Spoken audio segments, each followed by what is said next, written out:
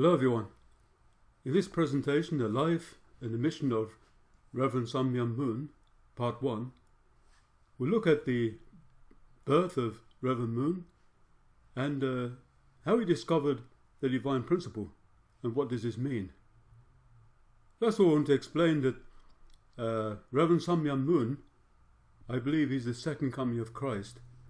So we call him True Father or Father. So in this presentation, that's why we'll be referring to him. So he was born in January the 6th, the lunar calendar 1920. There's 7 siblings. He's the 5th child. He has 3 younger siblings. He was born in Cheonju, which is North Korea, as you can see in the map. And at the bottom of the screen, you can see the house where he grew up. Rev Moon grew up, True Father grew up in a very poor farming village in Cheonju. And this house still stands today. The True Father was born without original sin. And we can see this from the passage in the exposition of the divine principle. The Saviour of humankind is to be born as a sinless man out of a sinful lineage to save all the descendants of sinful lineages. Exposition of the divine principle, page 390. This is important because, of course, his lineage is fallen, just like Jesus' lineage is fallen, but he's the beginning of the lineage. So he's born without original sin as a new Adam to save the descendants of all lineages.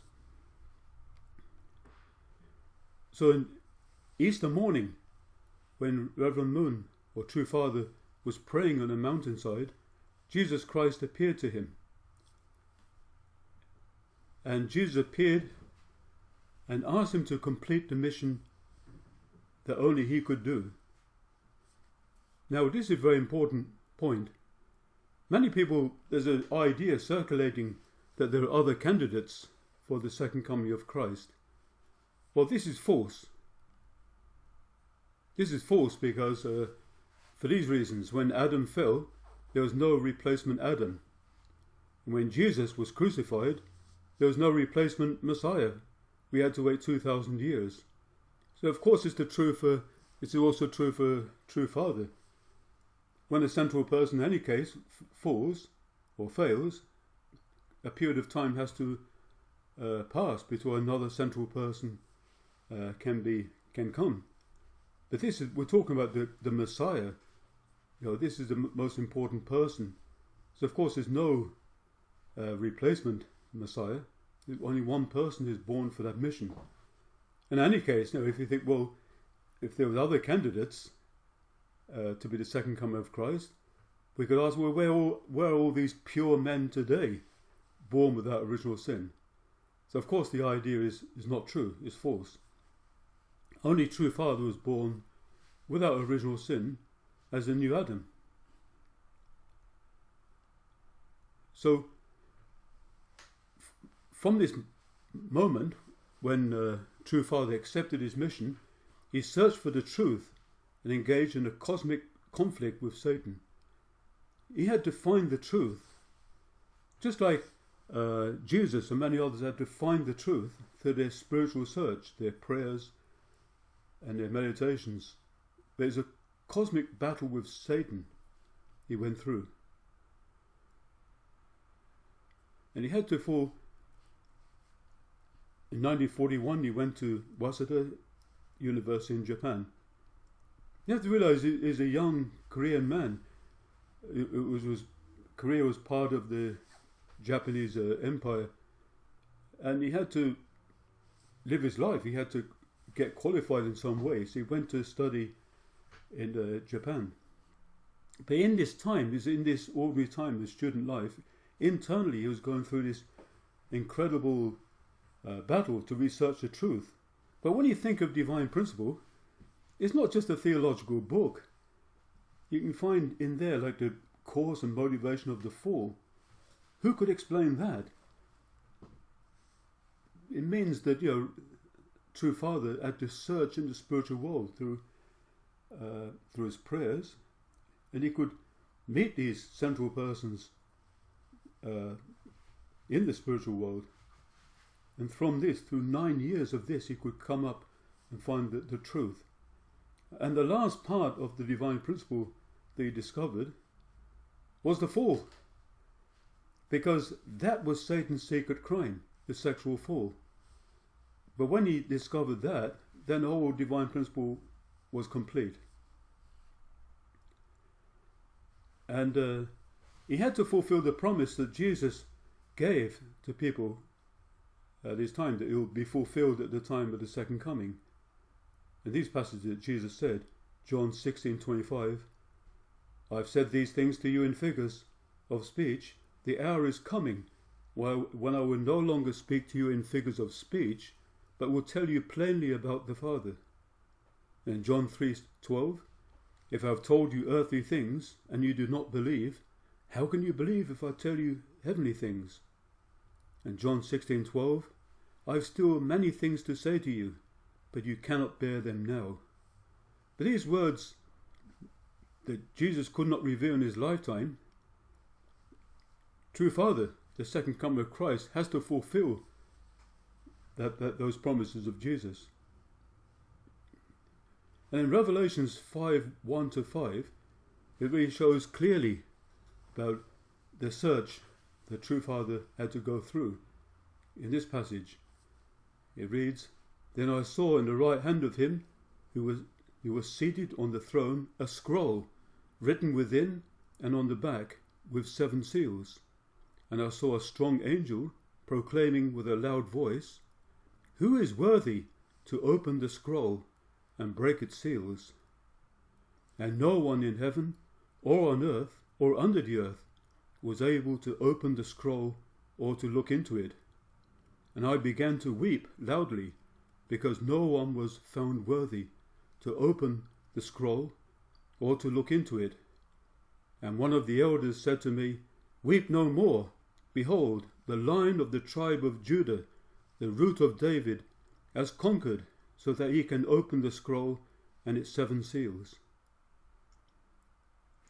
What is this scroll that's sealed with 7 seals that nobody could open? Well, here's a picture of a scroll. On the left you can see a scroll that's unopened.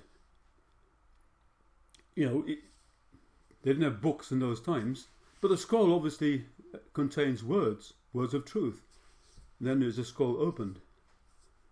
Now, the scroll that no one could open symbolizes the truth. And the Lion of the tribe of Judah, the root of David, this symbolizes the second coming of Christ.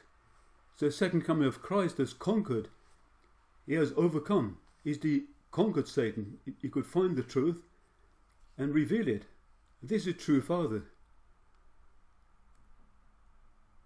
And then true Father in his time, as I said, he had to live an ordinary life. You can see pictures of him as a young man, between 16 and 24.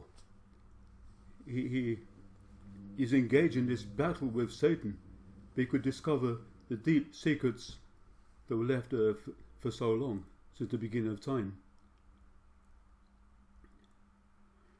True Father said later about the divine principle, this is what he said: the divine principle is the truth that cannot be changed through eternal history. It cannot be changed by the authority of some powerful person or the influence of some great nation. Not even the whole world or God himself can change it, as this truth has remained unchanging from the past until the present, and will continue to remain unchanged even in the future. It undoubtedly holds the ideal values sought after by humankind since the beginning of time. Original Cheonseong-gyeong, page 1542. And this truth is most precious truth. This is what the Revelations of verse 5 is talking about.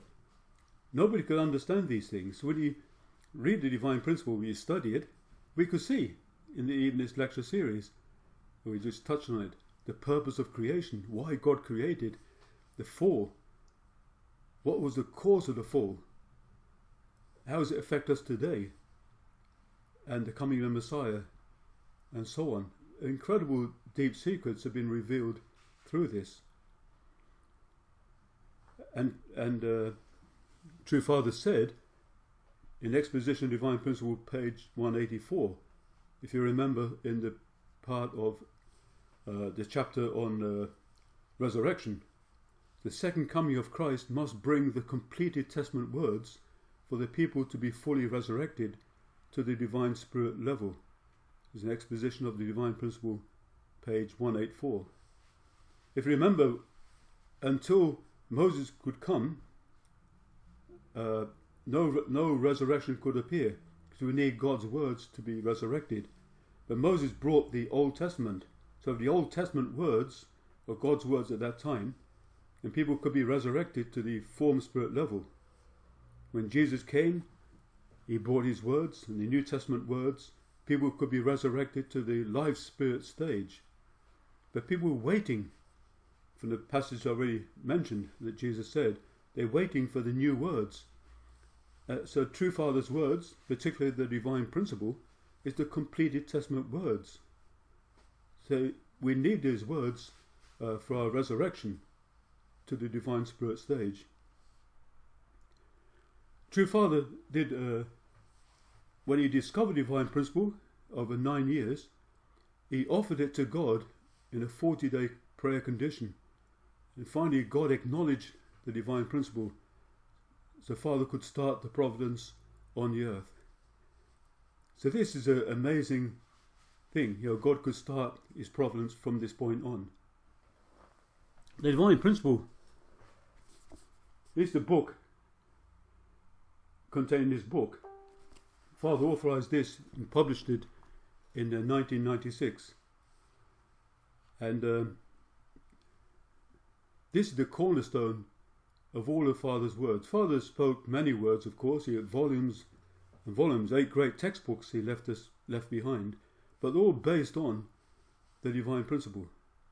When he discovered divine principle, he could begin his mission. Anyway, thank you very much for hearing this presentation.